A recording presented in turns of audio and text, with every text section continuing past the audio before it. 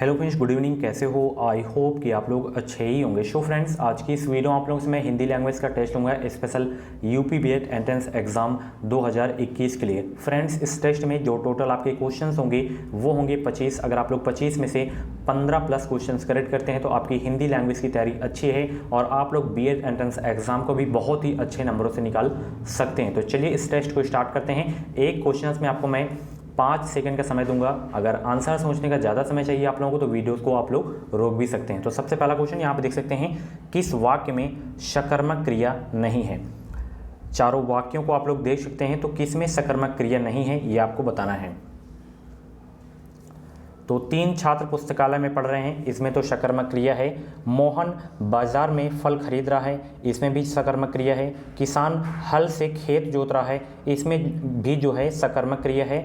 मजदूर पेड़ के नीचे बहुत देर से बैठा है, इस वाक्य में जो है सकर्मक क्रिया नहीं है। अच्छा, इस वाक्य में कौन सी क्रिया है? तो अकर्मक क्रिया है। कौन सी क्रिया है? अकर्मक क्रिया है।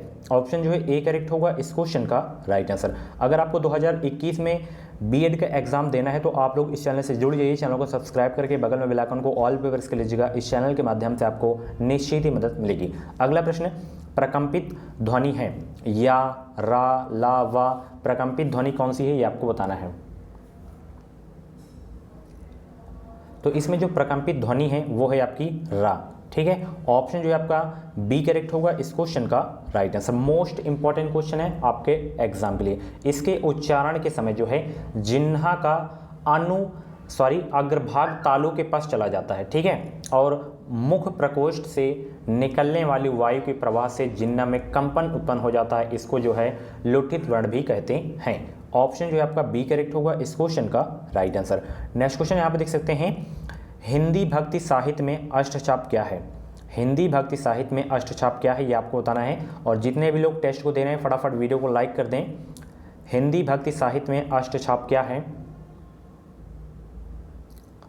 तो हिंदी भक्ति साहित्य में जो अष्टचाप जो है वो जो है 8 कवियों का समूह था। क्या था? 8 कवियों का समूह था। ऑप्शन जो है आपका बी करेक्ट होगा इस क्वेश्चन का राइट आंसर। अच्छा, वो कवि कौन कौन से थे? तो वो थे, पहले कुंभन दास, दूसरे सूरदास थे, तीसरे कृष्णदास थे, चौथे परमानंद दास थे, पांचवें गोविंद स्वामी थे, छठवें आपके छीत स्वामी थे, सातवें नंद दास थे और 8वें चतुर्भुज दास थे। ठीक है, उच्चारण की दृष्टि से वाह क्या है? उच्चारण की दृष्टि से वाह क्या है आपको बताना है। तो उच्चारण की दृष्टि से जो वाह है वो दंतोष्टय है। क्या है? दंतोष्टय वर्ण है। ऑप्शन जो है आपका डी करेक्ट होगा इस क्वेश्चन का राइट आंसर। इसके उच्चारण में ऊपर के दांत और निचला ओंठ परस्पर मिलते हैं। ठीक है, तो दंतोष्टय वर्ण है आपका वाह। ठीक है, अगला प्रश्न यहाँ पे देख सकते हैं, यहाँ पे देख सकते हैं, इसका समानार्थक हिंदी शब्द क्या है? मिनट्स का समानार्थक हिंदी शब्द क्या है? तो वो है कार्यव्रत। क्या है? कार्यव्रत। ऑप्शन जो है आपका ए करेक्ट होगा इस क्वेश्चन का राइट आंसर। प्रत्यय उपसर्ग से आपके एग्जाम में 2 प्रश्न 100% आएंगे और इसको आप लोग तो जरूर ही कर लेंगे। गवैया शब्द में कौन सा प्रत्यय है? गवैया शब्द में कौन सा प्रत्यय है ये आपको बताना है। 81 का राइट आंसर। सभी लोग को जवाब देने का प्रयास करें। तो इसमें जो प्रत्यय है गवैया में वो एया है। ये गवैया लास्ट में क्या निकल के आ रहा है? एया। ऑप्शन जो है आपका बी करेक्ट होगा इस क्वेश्चन का राइट आंसर। ठीक है, अगला प्रश्न यहाँ पर देख सकते हैं, सुंदरी छंद में कितने वर्ण होते हैं? सभी लोग जवाब दीजिए, सुंदरी छंद में कितने वर्ण होते हैं?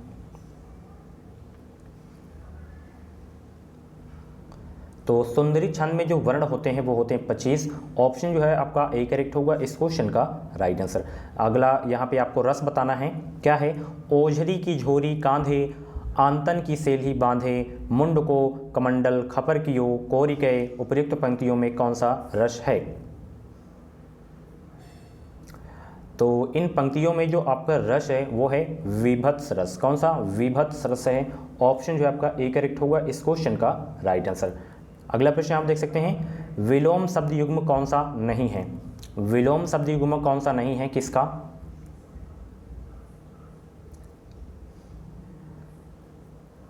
तो यहाँ पे मर्षण कोमल आपको दिख रहा है, ये विलोम शब्द नहीं है, ये समानार्थी शब्द हैं एक दूसरे के, ठीक है। तो ऑप्शन जो है आपका ए करेक्ट होगा इस क्वेश्चन का राइट आंसर। लघुर्मी में कौन सी संधि है? लघुर्मी में आपको बताना है कौन सी संधि है, इसका संधि विच्छेद क्या होता है? लघुधन ऊर्मी, लघुधन ऊर्मी इसका संधि विच्छेद होता है। और ये किस संधि का उदाहरण है? तो ये जो है आपका स्वर संधि का उदाहरण है। किसका? स्वर संधि का उदाहरण है लघुर्मी। ऑप्शन जो है आपका सी करेक्ट होगा इस क्वेश्चन का राइट आंसर। परमार्थ का संधि विच्छेद क्या होगा? परमार्थ का 86 का राइट आंसर बताएं। परमार्थ का संधि विच्छेद क्या होगा?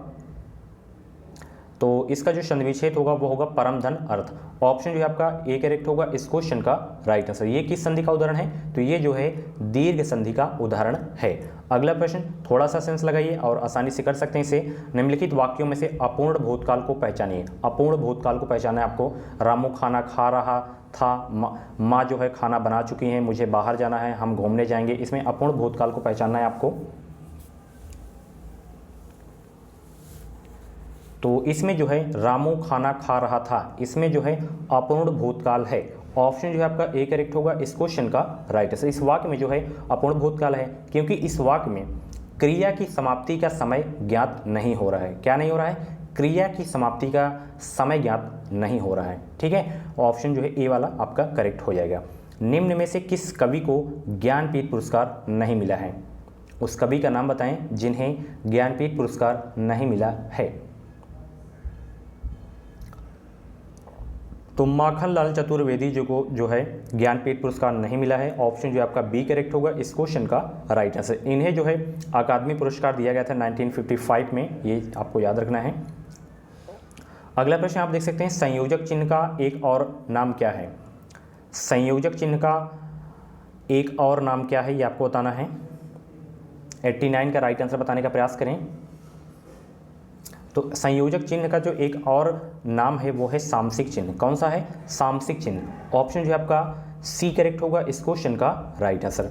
संयोजक तो आपको पता ही है ये होता है, ठीक है। अगला प्रश्न, इनमें से किस विकल्प के सभी शब्द जो हैं तत्सम हैं? किस विकल्प में जो हैं सभी शब्द आपके तत्सम हैं ये आपको बताना है। 90 का राइट आंसर बताने का प्रयास करें।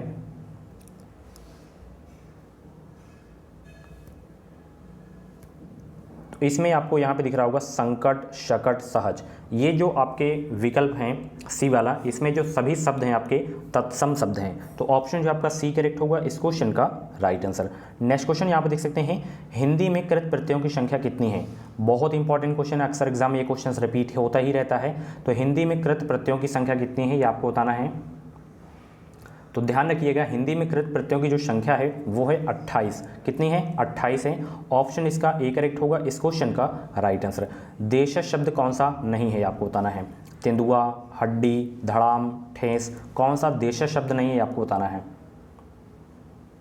तो इसमें आपको हड्डी दिख रहा है, ये जो है आपका देश शब्द जो है नहीं है। अच्छा, हड्डी कौन सा शब्द है? तो ये जो है आपका तद्भव शब्द है। कौन सा? तद्भव शब्द है, ठीक है। और इसका तत्सम शब्द क्या होता है? अस्थि होता है। अगला प्रश्न आप देख सकते हैं, हथेली पर सरसों जमाना, इस मुहावरे का अर्थ निम्न विकल्पों में से कौन सा है? ये सभी लोग कर लेंगे। हथेली पर सरसों जमाना मुहावरे का अर्थ क्या होगा?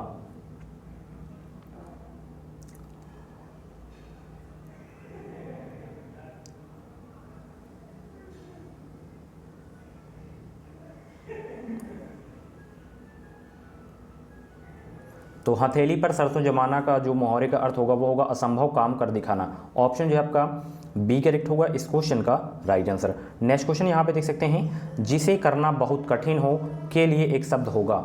जिसे करना बहुत कठिन हो उसके लिए एक शब्द क्या होगा? तो उसके लिए एक शब्द होगा दुष्कर। क्या होगा? दुष्कर। ऑप्शन इसका जो है ए करेक्ट होगा इस क्वेश्चन का राइट आंसर। मुझे पूरी उम्मीद है कि आज आपका जो है 25 में से कम 17 से 18 प्रश्न सही होंगे। अगला प्रश्न, भाषाई आधार पर सर्वप्रथम किस राज्य का गठन किया गया? बहुत ही इंपॉर्टेंट क्वेश्चन है, ये जीके में भी क्वेश्चन पूछा जाता है। तो भाषाई आधार पर सर्वप्रथम जो राज्य का गठन हुआ था वो है आंध्र प्रदेश। ऑप्शन जो आपका डी करेक्ट होगा इस क्वेश्चन का राइट आंसर। कब किया गया था? तो 1953 में। कब? 1953 में। अगला प्रश्न, आवेश तथा उग्रता किस रस के संचारी भाव होते हैं? आवेश तथा उग्रता किस रस के संचारी भाव होते हैं? ऑप्शन देख सकते हैं आप लोग, किस रस के? तो ये जो हैं रौद्र रस के जो हैं होते हैं। ऑप्शन जो आपका बी करेक्ट होगा इस क्वेश्चन का राइट आंसर। इनमें सर्वनाम से बनी भाववाचक संज्ञा है। सर्वनाम से बनी भाववाचक संज्ञा कौन सी है? 97 का राइट आंसर बताने का प्रयास करें। तो यहाँ पे आपको ममता दिख रहा है, ये जो है सर्वनाम से बनी भाववाचक संज्ञा है। ऑप्शन जो आपका बी करेक्ट होगा इस क्वेश्चन का राइट आंसर। दुबला शब्द में दू क्या है? दुबला शब्द में दू क्या है? सभी लोग जवाब दीजिए। यहाँ पे थोड़ा चेंज करके यहाँ पे पूछा गया है, फिर भी आप लोग कर ही लेंगे। तो दुबला शब्द में जो दू है ये क्या है? उपसर्ग है। क्या है? उपसर्ग है। ऑप्शन जो है आपका बी करेक्ट होगा इस क्वेश्चन का राइट आंसर। अगला प्रश्न यहाँ पे देख सकते हैं, पूर्वकालिक क्रिया का उदाहरण है। पूर्वकालिक क्रिया का उदाहरण क्या है? 99 का राइट आंसर बताने का प्रयास करें। तो निशीथ पानी पीकर दौड़ते चला गया, ये जो है पूर्वकालिक क्रिया का उदाहरण है। ऑप्शन जो है आपका ए करेक्ट होगा इस क्वेश्चन का राइट आंसर। अगला प्रश्न जो कि इस वीडियो का लास्ट प्रश्न है, यहाँ पे देख सकते हैं आप लोग कि निम्नलिखित में से शुद्ध वर्तनी वाला शब्द कौन सा है? तो यहाँ पे आपको प्रतिदर्श दिख रहा है, ये जो है शुद्ध वर्तनी वाला शब्द है। ऑप्शन इसका ए करेक्ट होगा इस क्वेश्चन का राइट आंसर। सो फ्रेंड्स, ये थे हिंदी लैंग्वेज के टॉप 25 क्वेश्चंस। इन 25 क्वेश्चंस में से आपके जितने भी क्वेश्चन सही हों तो आप लोग अपना नाम और स्कोर ज़रूर बताया करें। अगर आपके 15 में से नीचे स्कोर जा रहे हैं तो आपको तैयारी करने की आवश्यकता है। आप लोग हमारा क्रैश कोर्स ले सकते हैं। मात्र 149 रुपये में आप लोग बेहतरीन तैयारी कर सकते हैं। अपने हिसाब से आप लोग सिलेबस को कंप्लीट कर सकते हैं। डेली आपको 6 से 7 घंटा पढ़ना होगा, क्योंकि एग्ज़ाम आपका 18 जुलाई को होगा। बहुत ही कम समय है, 1 महीने टोटल आपके पास समय है, तो बेहतरीन तैयारी करना होगा। अगर आपको फ्री सीट लेना है तो आप लोग हमारा क्रैश कोर्स ले सकते हैं। अगर इस क्रैश कोर्स को अच्छे से तैयार कर लेते हैं तो अच्छा खासा आप लोग स्कोर करके आएंगे बीएड एंट्रेंस एग्जाम में। तो इस वीडियो के डिस्क्रिप्शन बॉक्स में इसकी लिंक है। जब आप लोग लिंक पर क्लिक करेंगे तो उसमें नाम, मोबाइल नंबर, ईमेल आईडी पूछाएगा। उसके बाद पेमेंट करना होगा। पेमेंट आप लोग UPI, credit card, debit card, net banking किसी भी प्रकार से कर सकते हैं। उसके बाद जब आपका पेमेंट सक्सेसफुल हो जाएगा तो जो है डाउनलोड का ऑप्शन आएगा, डाउनलोड कर लीजिएगा। उसके बाद पासवर्ड वहीं पे ऊपर लिखा रहेगा, उसकी स्क्रीनशॉट आप लोग ले लीजिएगा। और इस पीडीएफ को आप लोग को शेयर नहीं करना है, नहीं तो आपका पासवर्ड जो है ब्लॉक हो जाएगा। Thank you. इस वीडियो को लाइक और शेयर करना मत भूलें। अगर पीडीएफ से संबंधित कुछ डाउट है तो आप लोग कमेंट बॉक्स में पूछ सकते हैं या व्हाट्सएप नंबर पर जो है कॉन्टैक्ट कर सकते हैं 7905632533। ओनली फॉर आपको जो है पीडीएफ के लिए संपर्क करना है इसमें, ठीक है। और उसमें अगर आपका डाउट नहीं क्लियर हो तो इंस्टाग्राम पे मुझे फॉलो कर सकते हैं। इंस्टाग्राम की यूजर आईडी FT साहिल यहाँ पे देख सकते हैं। इसकी भी लिंक वीडियो के डिस्क्रिप्शन बॉक्स में दे दिया हूँ, तो जाके फॉलो कर सकते हैं। वहाँ पे आप लोग मुझे DM कर सकते हैं। Thanks for watching. इस वीडियो को लाइक और शेयर करना मत भूलें।